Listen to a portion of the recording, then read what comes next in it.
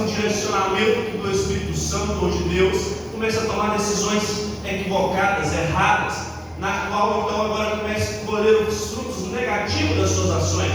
E nós vemos que aquele povo que é unificado, um grande povo de Deus, começa a experimentar então a separação, começa a experimentar a divisão. As 12 tribos agora ficam 10 tribos de um lado, as 10 tribos do lado do norte de Israel, e as 2 tribos, Benjamim e Judá, do lado do sul, a tribo de Judá, como cabeça.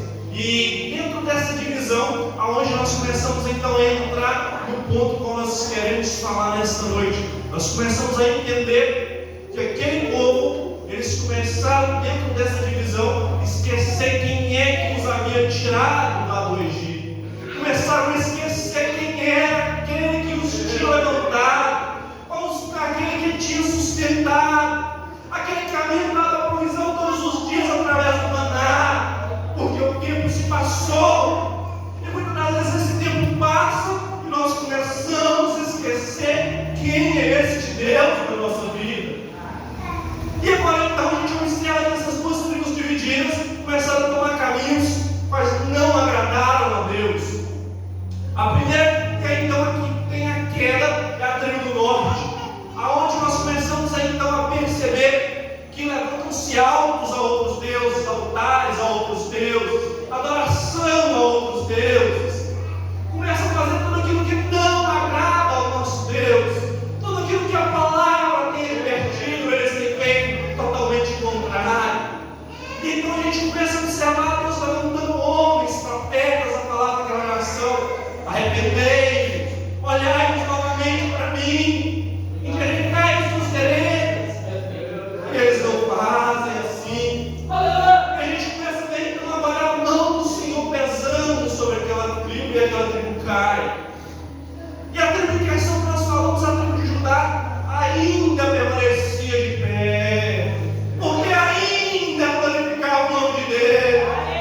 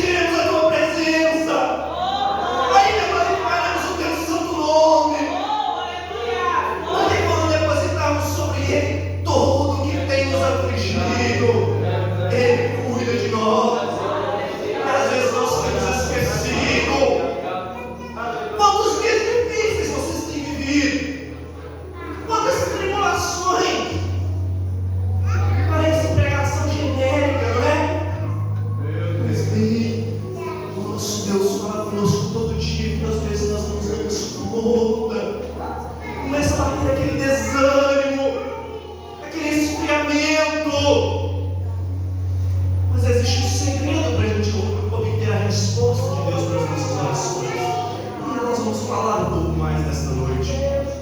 Porque agora nós vemos que aquele reino de Judá começava por alguns anos permanecer de pé, tentando adoração ao Deus de Israel. Mas aquela adoração começa a ser misturada com outras coisas. E o nosso Deus, Ele não permite que nós venhamos fazer isso na nossa vida. Ele não permite uma adoração mista. Ele não permite que nós venhamos colocar um pé dentro da igreja e outro no mundo. Ah, Senhor, mas por que Ele está falando isso? Somos todos nós cristãos. Porque dentro da igreja vai sair um povo que vai morar com Ele. Um povo que ainda permanece de pé. Porque dentro dessa igreja muitos serão levantados para falar do amor de Deus por esta nação. E aqui a gente começa a observar, dentro desse declínio moral e espiritual, às vezes nós escandalizamos ao perceber como se deparava o povo da promessa. Às vezes a gente questiona, né? Nossa, mas experimentaram milagres, maravilhas, a voz de Deus. E o Moisés falando face a face com Deus, perceberam todos os sinais feitos, tiraram de uma escravidão, tiraram de um mundo onde parecia não ter mais saída, solução. E agora aquele povo se esquece de Deus, se esquece tão fácil de todos os benefícios, de todas as maravilhas, na verdade. Se fosse eu, não teria esquecido. Se eu tivesse vivenciado aquilo tudo, não teria esquecido. Esquece. Eu te orar a Deus hoje: Senhor, guarda minha casa. Minha filha estava para nascer. Senhor, sei com ela nesse momento difícil, com a minha filha, com a minha esposa. Passa 7 meses, se bobear, a gente não agradece pelo que eles iniciou lá atrás. Mas foi uma bênção, uma oração atendida. E agora aquele povo começa então a dividir essa adoração.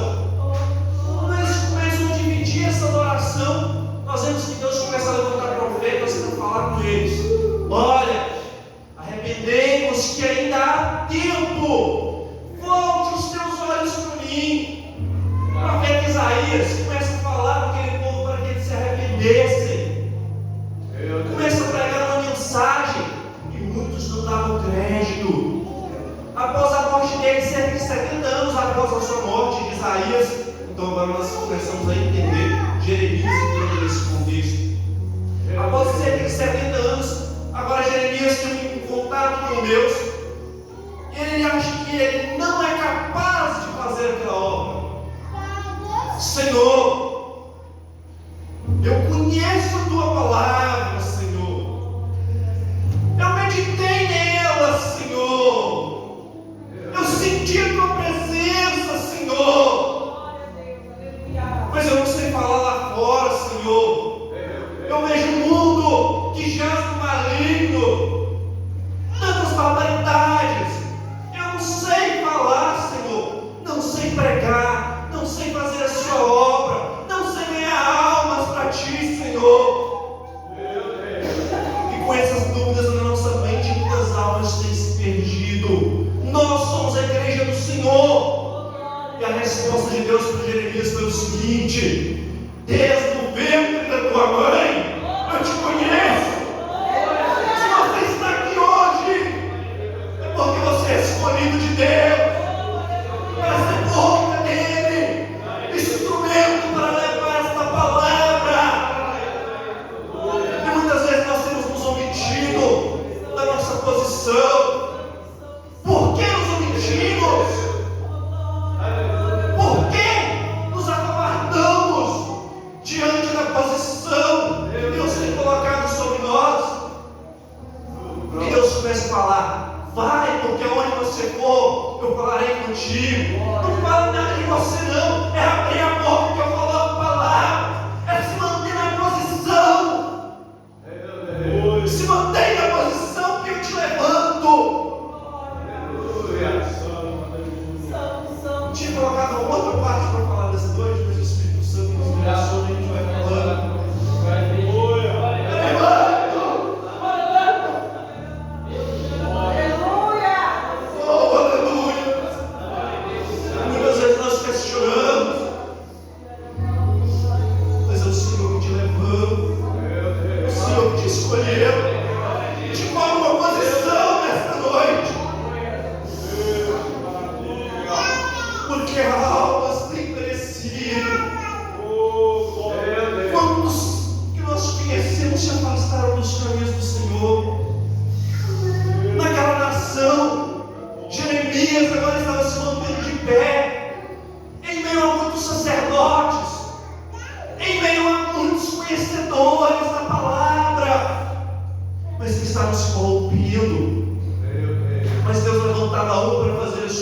obra. Muitos falsos profetas levantaram no meio daquela nação, profetizando que não era a voz do Senhor. Jeremias falava: eu tenho contato com ele, eu sei que isso aí não foi ele que falou, porque eu conheço meu Deus, eu conheço a palavra dele, eu conheço a voz do meu pastor, eu converso com ele, eu busco ter intimidade com ele. E o povo não tinha ciência disso. Mas a vida daquele jovem não foi fácil. Nós vemos que agora começa ele a pregar a palavra de Deus. Imagine uma nação aonde que o povo começava então a se contaminar, querer ouvir apenas aquilo que o seu coração desejava, não aquilo que o Senhor falava com eles. Imagine como é difícil pregar isso. Quando você vai pregar para alguém e o coração dele está endurecido com as suas próprias convicções, com os seus próprios pensamentos, com o que acha que é certo, mas através da palavra de Deus, o coração é quebrantado, porque ele quem dá autoridade para a sua igreja. E agora Jeremias começa a pregar para aquele povo, e aquele povo não crê na sua pregação. E agora começa o sofrimento pessoal de Jeremias. Perseguido, aprisionado, jogado em poço.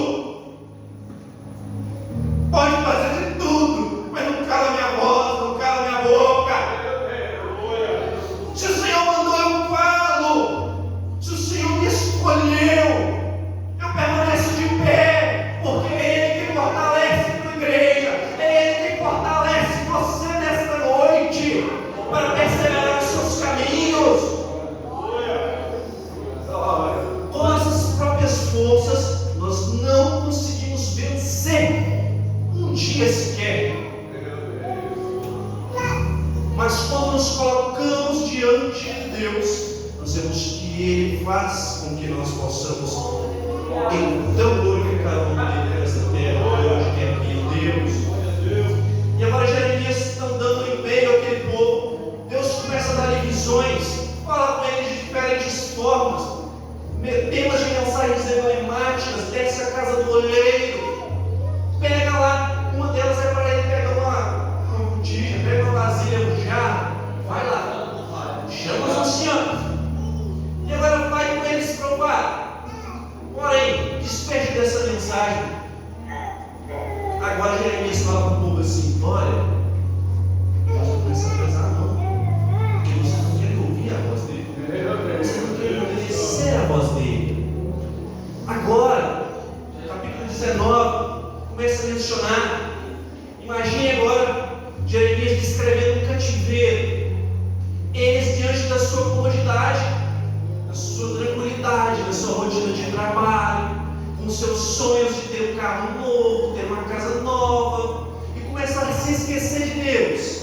De repente chega Jeremias e fala assim: está vendo tudo isso daqui? Isso é destruído. Vocês estão vendo essas paredes aqui? Vocês estão se valendo em um templo construído por Salomão, com sua grandiosidade, com todas as suas riquezas. Vocês estão vendo isso daqui? Se Deus retirar a sua presença, não serve de nada, porque a presença dele está no meu coração, está no seu coração. Vocês estão vendo tudo isso daqui? Sem a presença de Deus não surte efeito algum. E agora Jeremias começa a pegar: vocês estão vendo tudo isso? Conjecturando, irmãos, a beleza dessa cidade, os muros fortificados, as riquezas. Vocês estão vendo tudo isso? Autoridades sacerdotais. Vocês estão vendo todos os ornamentos? Isso não adianta de nada. Vai dando certo aqui. Você não pensa os próprios filhos, comendo a carne do outro. Pesado, não é verdade? A fome vai ser extrema. Extrema. A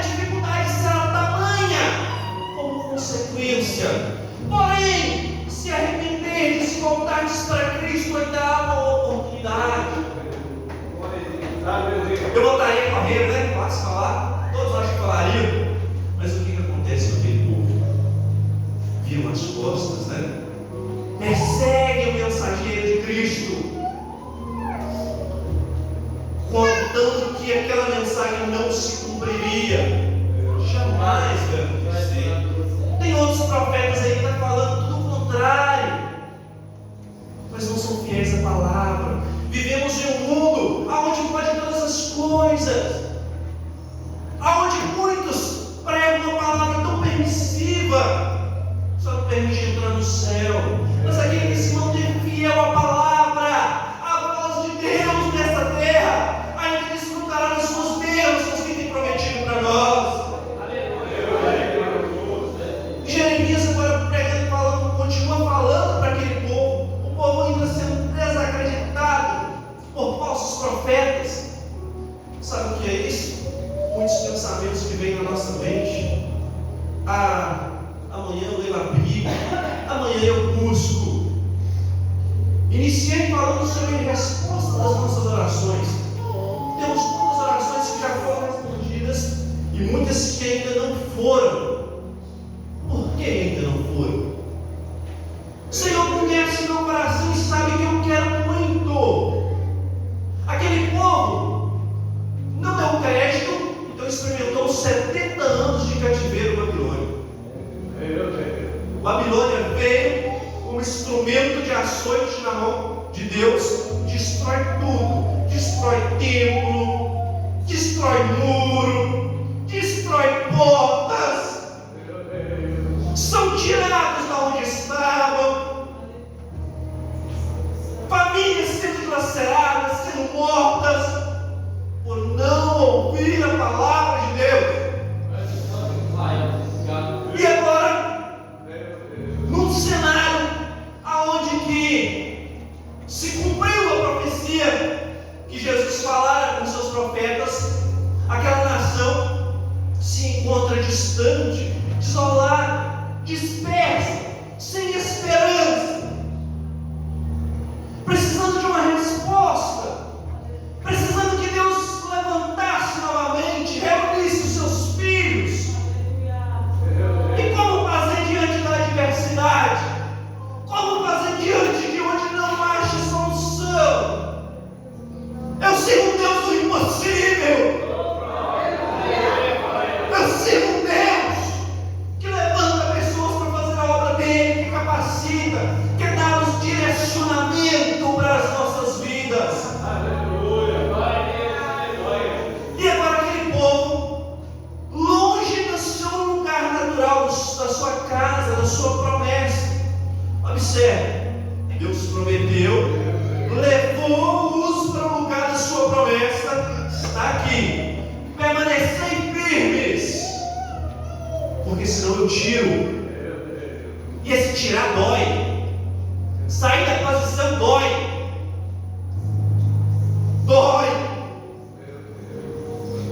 mas muitas das vezes é necessário. Oh, aleluia! Porque quando você sai da posição, com alguns segredinhos, não é fácil. Deus te levanta. Aleluia! Aquela nação agora, comece a conjecturar comigo. Sair daqui, você vai para a sua casa, uma janta, alguns planos, o conforto da sua casa, a sua rotina amanhã, seja de trabalho, pega a sua rotina de segunda a sexta, a sua comodidade.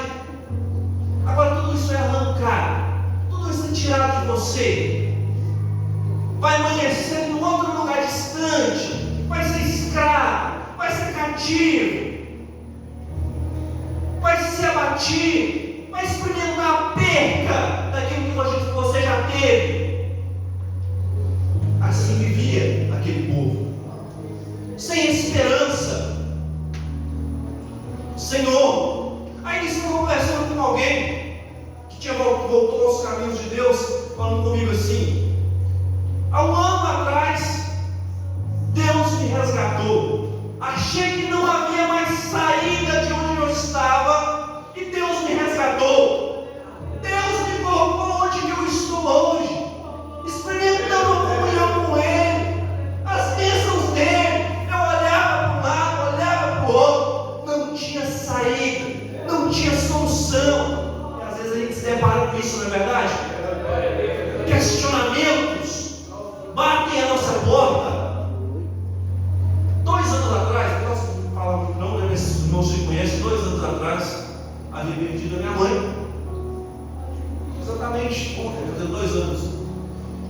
você se depara com posições que você começa a questionar o que Deus pode fazer na sua vida. Aquele povo tinha promessas, não é verdade? Sim ou não? Sim. Tinha promessas, experimentaram o poder de Deus nas suas vidas por muitos anos, 40 anos só no deserto. Durante isso, muitas gerações passaram, as promessas se revelando, sendo tornadas fiéis novamente. E durante esse questionamento pessoal, o que farei eu agora? Parar ou prosseguir? Senhor, tenho orado, tenho colocado diante de Ti meus planos, projetos, mas o desânimo bateu a porta, a tristeza, a dor, a perda bateu a porta. Jeremias estava pregando em um cenário de perseguição, em um cenário onde que não acreditavam na sua mensagem. Parar ou prosseguir? Eu falei assim: Senhor, toma um direcionamento na minha vida, porque o Senhor me sustenta. Chorei. Busquei a Deus para que Ele não respondesse as orações que tinham colocado diante dele. Primeiro, meditar na palavra dele. Às vezes não meditamos o suficiente para alcançarmos as respostas. Segundo, jejuar aos caminhos, jejuar diante dele. Orar sem cessar pelas madrugadas. Orar todos os momentos. Perseverar em oração até que a resposta venha. Oh, aleluia! Porque sem perseverança não alcança a resposta. Não lutar contra a vontade de Deus, outro passo. Porque muitas vezes você quer tomar direcionamentos que o Senhor não quer. Ele quer sua posição diferente. Você não tem feito. Viu aí alguns segredos? Porque sem isso, fé mais você não alcança a resposta das suas orações. Senhor, eu estou te pedindo tanto, mas ainda te falta algo. Te falta esperar o tempo do Senhor. Te falta esperar o tempo da promessa.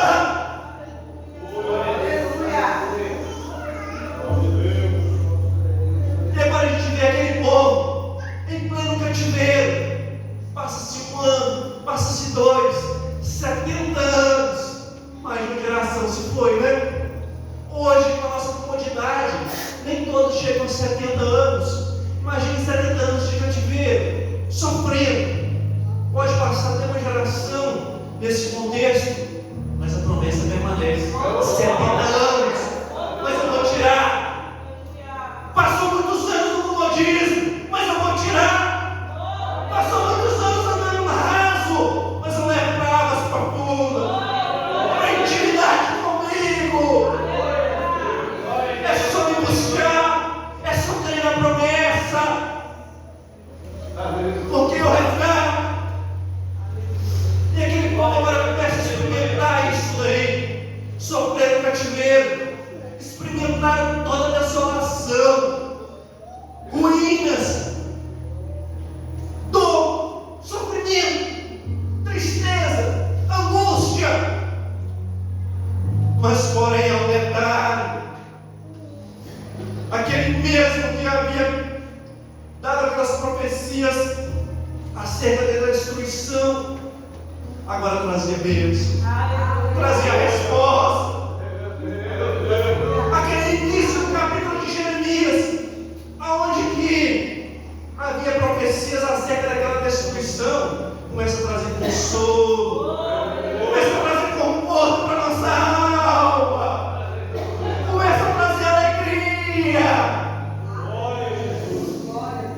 começa a trazer tudo aquilo que preenche a nossa alma. Porque nada neste mundo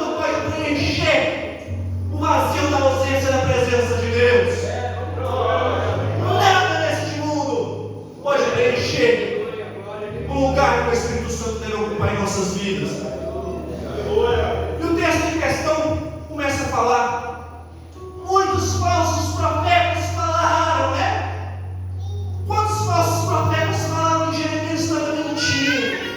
Jamais será destruído aquele templo, aquelas convicções, jamais será destruído aquelas coisas gloriosas que tinham lá. Jamais. Veio a resposta. O versículo 10 começou a falar a respeito disso. Porque assim diz o Senhor: certamente que passados 70 anos em Babilônia, vos visitarei e cumprirei sobre vós a minha boa palavra, tornando a trazê-los neste lugar, a este lugar. Pode andar onde que for. A promessa de Deus, ela vai permanecer se você for fiel a Ele. A sua vida vai trazer aquele lugar onde aquele povo não devia ter saído.